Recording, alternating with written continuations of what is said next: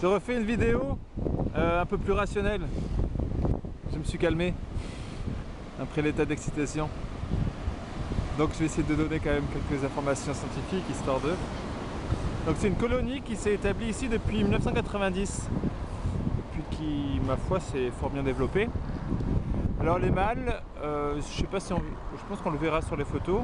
C'est ceux qui ont le nez un peu surdéveloppé en fait, une sorte de lobe au bout du nez. Les femelles, elles ont un nez beaucoup plus fin. Les mâles sont beaucoup plus grands aussi. Alors les femelles peuvent plonger jusqu'à 1,6 km et les mâles un peu moins. Oh, c'est trop impressionnant, ils sont énormes. Qu'on s'appelle. Ensuite ils peuvent rester de une demi-heure jusqu'à 2 heures sous l'eau pour chasser des calamars, des seiches, d'autres animaux marins.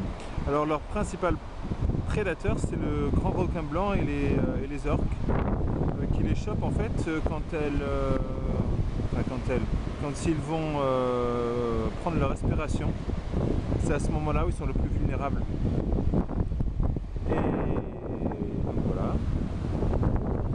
Et bien sûr il y a nous aussi, hein, tous les déchets plastiques, tous les reliquats qui sont dans la mer et qui s'associent à la nourriture, ils les mangent et ensuite ça fait bouchon dans l'estomac et puis plus rien ne passe et ils meurent en fait.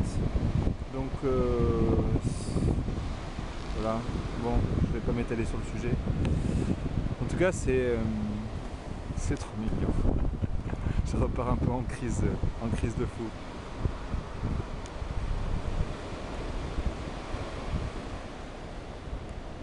Ah ouais, les combats aussi. Les combats peuvent être vraiment très violents entre mâles. Les combats qu'il y a sur la vidéo d'avant là, c'est surtout pour s'entraîner en fait. La période elle commence vraiment en décembre, de décembre à mars. Voilà, c'était chouette. Moi, je reste encore ici un petit moment. Ils n'arrêtent pas de se battre.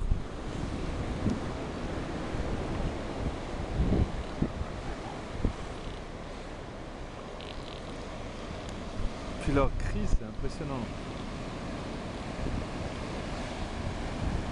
Donc c'est sur toute la côte en fait. Hein.